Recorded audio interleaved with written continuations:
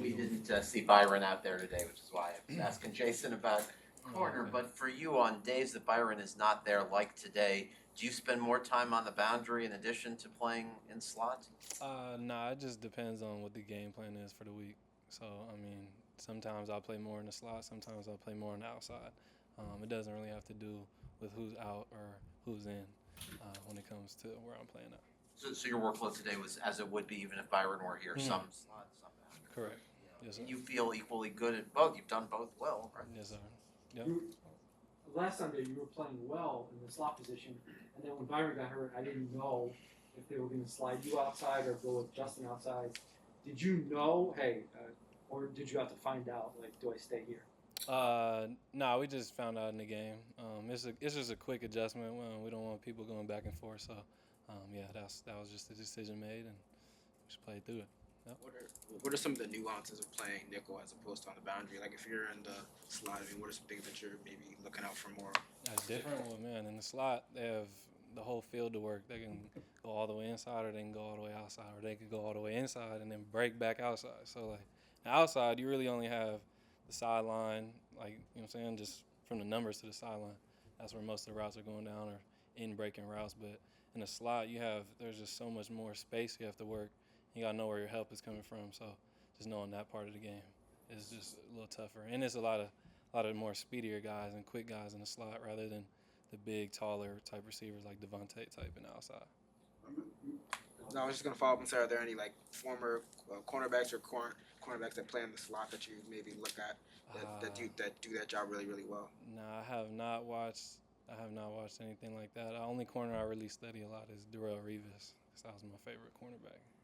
You don't want to have to every year be coming back from 1-3, but you were on the team last year that did that, reeled off the teams. Do you find similarities in situations? 1-3, the way you guys were able to win that game in San Francisco last year, and then start. Yeah, I think that was just a coming together game. I think those other like the games last year when we lost were just like this year, beating ourselves. It's not like the team just outplayed us. Like, we have too many little minor mistakes that end up leading to like having a big impact on the game. So just focusing on not and deleting those this week and just going out there and competing and see who's the better team. I think that will help us out. Yeah. Go ahead. There's so many talented quarterbacks in the NFL, but if you had to say one thing that seems to be especially unique, and I know he's good at everything, but about Brady, what might be the one thing? I think the one quality that I see, I mean, that everybody sees, that he wins. Went from Patriots, then went right to Tampa Bay, went right to the Super Bowl. To me, I don't think that's a coincidence.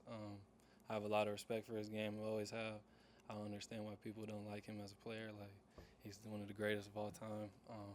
So, yeah, I think that's just what it is. Like J-Mac was saying, his winning mentality. I think that's what separates him and let him play for 22 years, yeah. Have you noticed anything about Brady's, I guess, willingness to throw in the tight windows this season? Not as far as tight windows, but I see that he trusts his arm. He's gonna throw it on time. Maybe that's what you're talking about. But he throws it on time. He believes his receiver's gonna make the play and that he can get in there quick enough. So I think us is just gonna have to be right on our brakes. We got to be on key, no miss false steps or anything like that in order to make a play on the ball. What is it like facing a passer like that? Just like I said, you can't have any mistakes on your end. No false steps, no slipping down or anything like that, because you never know. It doesn't seem like, you know what I'm saying, he's going to make a lot of mistakes also, like J-Mac was saying. So, you can't afford to make any mistakes versus him. Do you remember your thoughts on Tampa's receiving group? Obviously, good group, Antonio Brown, etc. What problems they pose? Oh, yeah, no, they all bring a different skill set. Mike Evans, real big body receiver. Godwin, our big size, but also fast. And then Antonio Brown, 11-year vet. He's been playing well for 11 years. So they all bring a little different stuff. Antonio a little quicker, and then Mike Evans obviously jump ball type guy. So you just got to have a different game plan for each receiver and how you're going to approach them when you line up against them in the game.